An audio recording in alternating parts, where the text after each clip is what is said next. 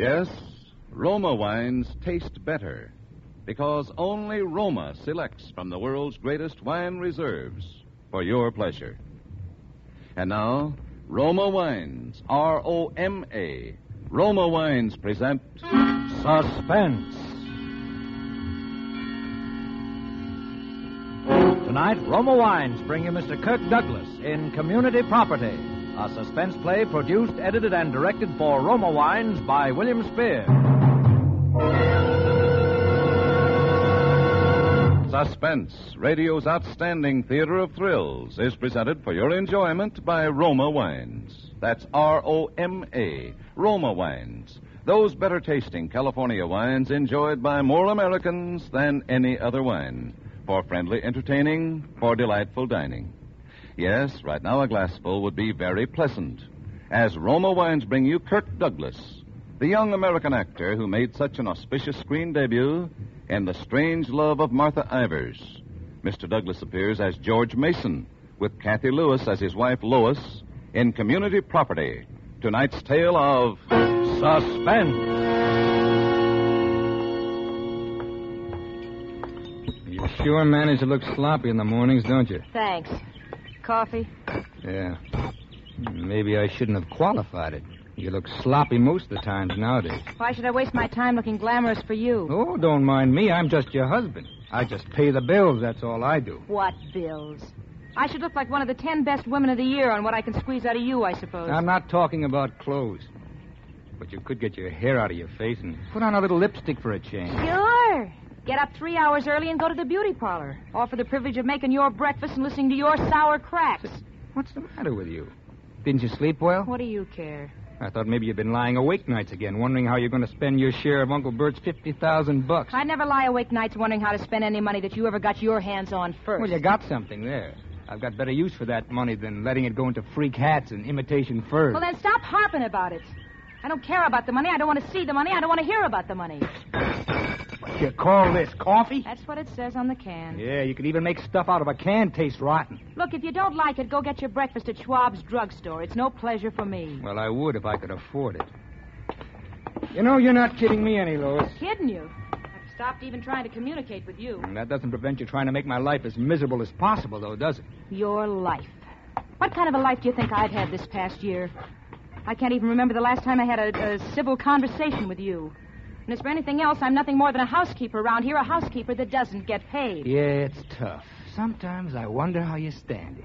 So do I. But I know why, all right. Oh, you know everything. I told you weren't kidding me any. As long as you think I'm going to get that inheritance from Uncle Bert, you'll stick to me like a leech, won't you? I told you I don't care about the money, and I don't want to hear about the money. There's enough about it. Even if your uncle is fool enough to leave it to you, which I doubt. Oh, sure, you don't care about the money. Not much. All I care about is having a decent life. And I've about come to the conclusion it's impossible for you to be decent to anybody. Well, if it's as bad as all that, why don't you get a divorce? Well, maybe I should. Maybe it's what time we talk divorce, George. Maybe it's just high time. Well, what's stopping you? Sometimes I wonder. Well, I don't. You'll never get a divorce as long as you think I might inherit $50,000. That's what you think. Yeah. Well, I've thought about it. I've thought about it plenty. Then why don't you do something about it? Because I know you're too cheap to pay alimony and the lawyer's fees. That's why. Is that honestly all that's worrying you? Oh, I'm certainly not worried by any illusions I might ever have had about you. All right. I'll pay the lawyer's fees in advance, and any reasonable alimony you can get a judge to grant you. Do you mean that, George? I never meant anything more in my life. Brother, you've got yourself a divorce.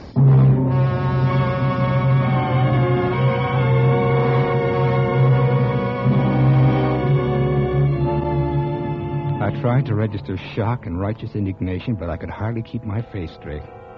Lois was going to get a divorce. I'd been working on it for a year, ever since I'd realized that Uncle Bert was going to die and I was going to inherit his estate. Ever since I'd realized that under the community property laws of California, Lois would get half of it. Half of $50,000, I figured. Maybe even more. $50,000. I wasn't going to share that with Lois or anybody else. For a year, I'd been nagging her and insulting her and even knocking her around a little, but it was no use. She just turned sullen and took it. And so I'd just about given up thinking about divorce I'd begun to think about something else for Lois. I'd begun to think about murder.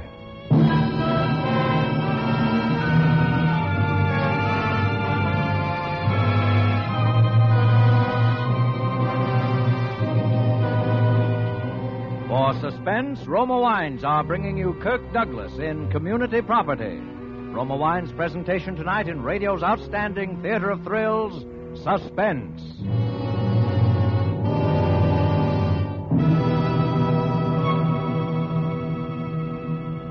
Between the acts of Suspense, this is Truman Bradley for Roma Wines. To enrich your quiet evenings at home, to add warmth to your welcome when friends drop in, serve Roma wine. Yes, your family and friends will appreciate and enjoy the important difference in Roma, the extra goodness and fuller bouquet, richer body, and better taste. That better taste of Roma wine begins with California's choicest grapes.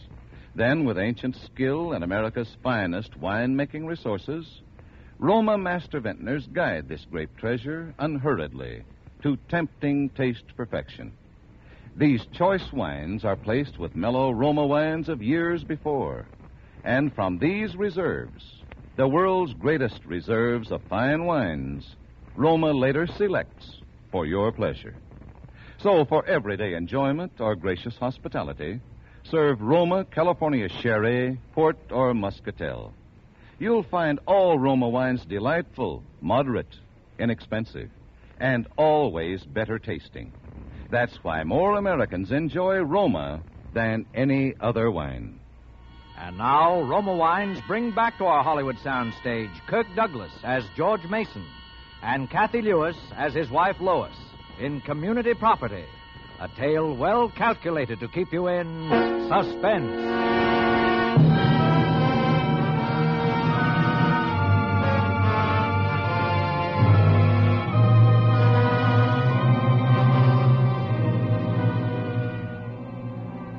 So now Lois is going to give me a divorce. At last. And Uncle Bert's $50,000 would be mine, as long as she started proceedings before I inherited.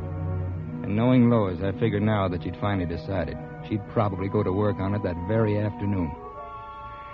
When I drove out to Uncle Bert's later in the day, I was feeling like a kid just out of school. It was one of my regular visits, and I never missed. 3 or 4 times a week. That was a bore and a pain. But I'm a guy that can put up with $50,000 worth of almost anything. Good afternoon, Mr. Mason. Oh, hi, Judson. How's the old boy feeling this afternoon? Not too well, I'm afraid, sir. Oh, gee, I'm sorry to hear that. One of his bad days, eh? Rather difficult, yes, sir. Well, do you suppose it's all right for me to see him? Oh, yes, sir. It's nothing that serious, I should say. He's called for his lawyer, Mr. Bernard, and for Dr. Thorpe. I should imagine he'd be quite able to see you as well. Yes, what is it? Your nephew, Mr. Mason, is here to see you, sir. All right, show him in. Hello, Uncle Bert. How you feeling? Oh, not well, my boy. Not well. Not well at all. Well, go on, Judson. Close the door. Go about your business. Yes, sir. Yeah. Judson was saying you've had sort of a bad day. Yes, I'm completely bedridden now, as you see. I'm afraid the end is not far off, my boy. Oh, don't be silly, Uncle Bert. You'll live to be 100. No. I've called Dr. Thorpe. Oh, you can't scare me. Well, you call Dr. Thorpe every other day. I tell you, I'm sick. I'm dying. Are you going to sit there and argue with me? Oh, well, I know, Uncle Bert, but, gee, I hadn't realized it was that serious. Well, it's most serious. I'm glad you came today. I'd have called you if you hadn't. Oh, I understand your lawyer is coming over here. Oh, yes. I wish to be absolutely certain that my affairs are all in order before the end. Gee, Uncle Bert, well, gosh, it's hard to believe that anything could happen like that. I mean... Ah, my boy. There's no disputing with the Grim Reaper when your time comes. Oh, pull your chair a little closer. Sure. That's it. George, you've always been a good nephew to me. Of course, I know you're always thinking of the money. Oh, but that's only natural. I don't care. Uncle Bert, now that's not fair. You're a liar, George. But you're a good liar. And that's a comfort to an old man. course, I don't know what you're like in daily life. I've been ill so long. Just average, I guess. Well, I wouldn't think so. Now, I imagine you're mean and greedy and thoroughly dishonest when it's safe to be, as I was. Why, it runs in the family. It's only natural, too. You make me sound like a pretty bad guy, Uncle Bert. All right. Only true to human nature, George, with a little dash of Mason family thrown in. Yes, you've always been a good nephew to me, George, even though you may have been a hypocrite about it. And that's all anyone has a right to expect at my age. You won't have any reason to regret it. Well, I wish you wouldn't talk that way, Uncle Bert. What way? Well, about the money and things like that. Don't you want to hear about it? Well, have I ever asked you about it? No, you haven't, George. You've been very clever about that. But you may as well know now. Well, As my will stands now, my estate will be divided into 2 parts. Oh. Yes. 1/2 of my estate will go as an endowment to my old school, Weymouth College. Half? Yes. Oh, who's that? Come in. Well, hello, Mr. Mason. How are we today? Dr. Old man's handing out bad news today. Now, in your case, I'm afraid you're about to lose a steady source of income, Doctor. Oh? Meaning? Meaning me. Yes, I'm afraid you're going to have to find some other victim to pay your office rent very soon now. Oh. Well. Yeah, you know my nephew, of course, don't you? Sure. Hi, Doc. Hello, George. Oh, by the way, George, here's a prescription your wife asked me to write out for her. You might have it filled on your way home if you have the time. Sure, thanks. Yes, bad news all around. Now, George here, I've just informed him that I'm leaving half my money to my old school. He looks mighty disappointed, doesn't he? Oh, now, Uncle Bert, it's your money. Why should I be sore? Now, the pulse, please, Mr. Mason. Yeah. Thank you. Of course, I haven't told him all of it yet. You want to hear the rest, George, huh? Well, whatever you say, Uncle Bert. Really, Mr. Mason, you shouldn't be talking too much. Your condition's not as good today as it might be. Oh, I know that. But as I was saying... what was I saying? Oh, yes, well. As a matter of fact, I'm leaving you fairly well provided for, George. Enough to give you a little start in life, anyway. Now, take it easy, Uncle Bert. It's you I care about, not the money. You're an accomplished liar, George. That's the only word for it. But you can relax again. The other half is going to you. Well, you know you didn't have to do that, Uncle Bert. Well, not that I don't appreciate it, but... I think it will help a little, George. You'll be able to use $500,000, won't you? What'd you say? Really, Mr. Mason, I must forbid you to get excited now. Your condition... Didn't you hear me, George? I said 5. Uncle Bert. Mr. Mason. Uncle Bert. Uncle Bert, listen to me. I'm afraid he's gone. Tell me what you said. For heaven's sake, man, have a little decency, can't you? He's dead. He can't be. It's some kind of a gag. Did you hear it? $500,000. Oh, come in. Mr. Bernard is here to see. I'm afraid you're too late, Bernie. Well, Bernie, you drew up the will. You'll know. Oh, hello, George. Bernie, he said 500,000. 500,000. You mean your inheritance? That's roughly what it comes to. Wow, $500,000. And permit me to be the first to congratulate you, George, on bearing up so well under your bereavement, that is. $500,000, and he never told me. Why, the rotten old liar.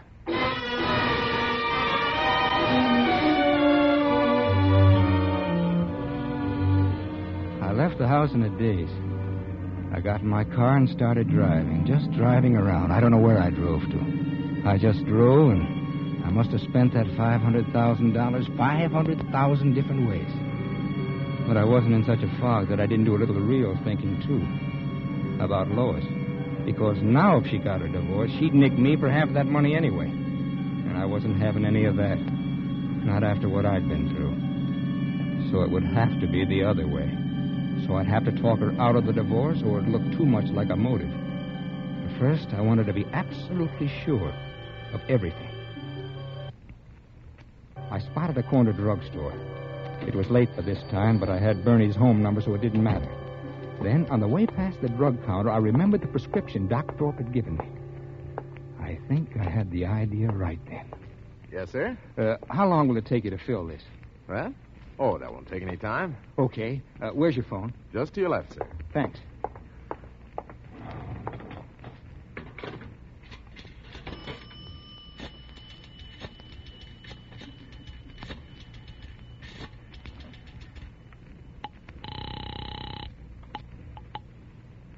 Hello? Bernie? Yeah. George Mason. Why, hello, George. I'm afraid you can't have the money tonight, old boy, but come in first thing tomorrow. Great kidder, aren't you? Listen, Bernie, I wanted to ask you something. Anything you ask will be charged against you from now on, George. Now, seriously, though, I met a friend of mine today, a Texas oil man, but he married out here, and, well, he's having a little trouble with his wife. Send him around. I'll give him a discount. Well, maybe I'll do that, but all he wants now is free advice. You see, he's worried about this community property law. Well, it seems he came into quite a hunk of dough out here lately, and... Oh, coincidence department, huh? Well, not exactly. This was, a deal, real estate. Ah. Well, he wants to know if there's any way he can keep his wife from cutting in on it. Oh, a heel, huh? That's right. Well, not a chance, my boy. Any property accumulated in the normal course of affairs after the marriage is community property. That's the law. Yeah, that's what he was afraid of. Now, listen, though, George. You want to know something cute? Nothing to do with your friend. Well, I gotta go, Bernie. I'm late. I'll call you tomorrow. But I'm trying to tell you Well, something. save it till tomorrow, huh? Good night, Bernie. I was in no mood to listen to bright sayings. I had too much else to do. At the drug counter, I picked up the prescription. It was what I thought it was. Sedative, it said. She'd been taking stuff to make her sleep for quite a while now. At the next corner, I bought her the biggest box of candy I could find. Then I went home to kill her.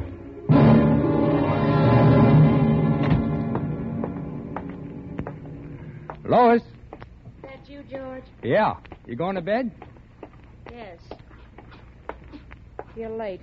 Yeah, Well, I'll tell you about it. You don't need to. It's nothing unusual. I know it isn't, Lois, and, well, that's what I want to talk to you about. Oh, here's something I picked up for you. What's this for? Nothing. I just thought you might like it. You must have wrecked the car or something. No, but, well, I've been doing a lot of thinking today, Lois. So have I. Well, you haven't done anything about that yet, have you? I mean, the divorce. Not yet. I know you're in a big hurry, but tomorrow will be time enough, won't it? Oh, now listen, Lois. Like I said, I've been doing a lot of thinking today. Well, it was quite a shock when you said that this morning. When I said it? Well, when it came up that way. Gosh, I got to thinking. Well, I've been pretty rotten to you these last few months. And, well, I don't know why, but I have, and I know it. You haven't been exactly the ideal companion, George. Well, it's as though something was driving me, making me do things and say things that I didn't mean and I didn't want to, and I couldn't help myself. Gosh, I don't know what it's been. Worry, trying to scrape along with everything going sky high and running into debt and thinking about the old man's money. I don't know what it's been, but I know it's been awful. For me, too. And I know it's been 10 times as bad for you. I know, George, but everybody has those kinds of worries nowadays. Well, I know, and, well, they don't take it out on somebody else the way I have, but when you talked about divorce, well, gosh, it made me realize I love you, Lois. I don't know how I could ever get along without you. Do you really mean that, George? I never meant anything more in my life. Just give me another chance, Lois. I'll do anything. I'll go to a psychiatrist or something. I know it's been my fault, but I can change. If you'll help me, I can change overnight. It'll be the way it used to be, huh? Oh, George. Oh, now, darling, I know I've been a terrible heel. I knew it wasn't really you. It hasn't been all your fault either. Yeah.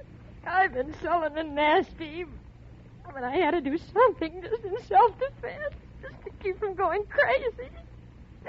Because I love you so. Oh, now, there, baby. It's going to be different now. I've learned my lesson, honest. George, I know it will if we try, if we both just try. We used to be so happy. We're going to be happy again, too. You see, happier than ever. I know it. You know, I think I'll really sleep tonight for the first time in months. Good. I've been so nervous lately, I've just been a wreck. Oh, say, that reminds me. I ran into Doc Thorpe today, and he gave me a prescription of yours. I had it filled on the way home. Here. Oh, my sleeping pills. That's funny. You're thinking about that now, and I probably won't need them anymore. Well, you better take one anyway, just to be on the safe side, huh? Say, maybe I'll take one, too. Gee, it's been a pretty tough day. All right. I guess tonight maybe I'm almost too happy to sleep. Would you warm up a little milk for me, darling, to take him with? Well, sure, honey. I'll fix you right up. Thanks, darling. I went downstairs and started warming the milk. I'd had the stuff hidden away for a couple of months now. It was a narcotic that would have the same effects as the sleeping pills and show up the same way in an autopsy. I put some sugar and cinnamon in the milk to cover the taste, and then dumped in enough of the stuff to kill a horse. Then I took it up to her. Thanks, darling. There. That's nice. What'd you put in it? Oh, just sweeten it up a little. Sweets to the sweet. Oh, here's your fill. Thank you. Oh. It tastes a little funny. Oh. It's nice, but kind of funny. Oh, gosh, maybe I got the milk a little too hot, huh? It always tastes funny when it's boiled. Maybe. That's a drink it all now. That's a good girl. There. That's the ticket. Feeling sleepy? All of a sudden. Well, now you lie down and let me tuck you in and you get a good sleep. And tomorrow we'll start all over again. Oh, yes. A new life. That's right. Tomorrow there'll be a brand new life.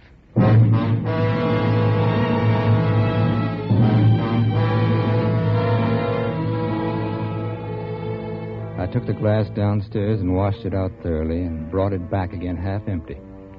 I dumped about 3/4 of the sleeping pills down the drain and then tipped the bottle over on the bedside table to give things that reckless look and went to bed. You think that's pretty funny, I suppose? Lying down in the next bed to someone you know is dying, will be dead before morning? Someone you just murdered? Well, maybe it is. But all I was thinking of was that $500,000 and spending it over and over another million different ways as I went off to sleep, and believe it or not, I slept like a baby.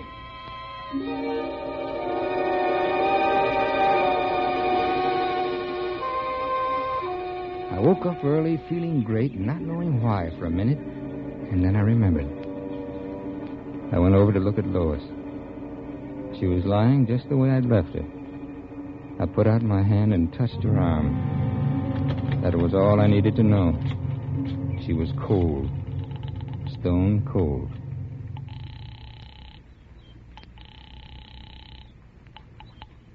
Dr. Thorpe's office. Give me the doctor. Quick, quick. Calling, please. What's the George Mason, hurry, please. Hello, George. Oh, What's the Doc, trouble? listen, you got to come right over here. Something's happened, something terrible. What is it, George? Lois, those pills you gave her. She's taken almost all of them. I can't get her to move. Now, wait a minute, George. Wait a minute. Are you sure there isn't some mistake? I know there isn't. She's cold. You'd better call the police, George. Police? Yes. Yes, it's usual in such cases. I'll be over, but you'd better call the police.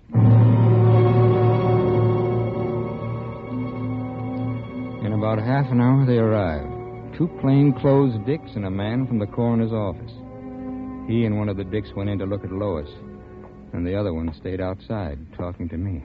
I know it's a trying time for you, Mr. Mason. I can't understand it. I can't understand it. Had you and your wife had any quarrels? No, well, we had our little spats, but nothing more than any other married couple. Well, nothing to make her do a thing like that. Had she been taking these sedatives long? Well, the last few months, gosh, I don't know exactly why. Well, she'd been nervous and upset. You know, she wasn't getting any younger, of course. But she took them on advice of a physician.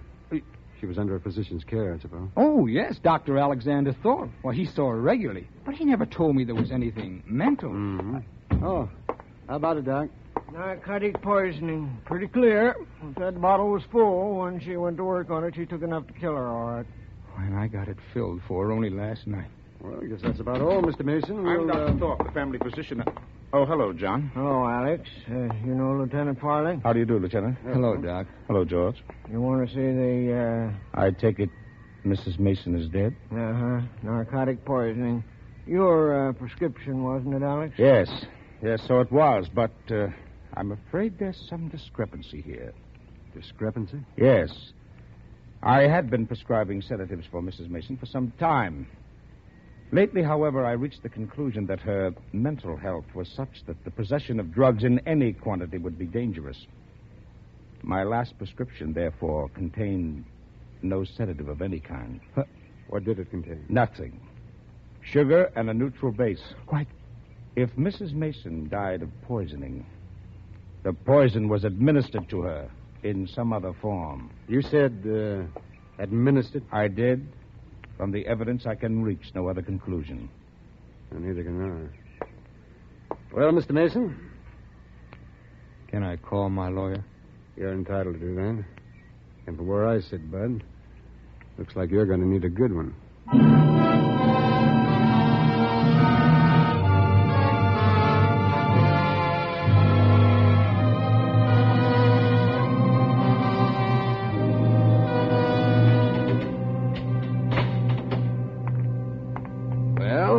That'd be a lesson to you, George. Before you commit a murder, always check with your attorney. Great kidder, huh, Bernie? Sure. If you'd only told me this on the phone yesterday instead of that cock and bull story about a friend from Texas, I could have saved you a lot of trouble. How? I tried to tell you. Money that you earn or make in business is community property. Money that you inherit is not. What? That $500,000 would have been all yours, George. You see what I mean? Next time, check with your attorney. Check with your attorney. A great kidder. Now he says, don't worry. If he can get me off the gas chamber, I'll still have the worst years of my life ahead of me. How do you like that?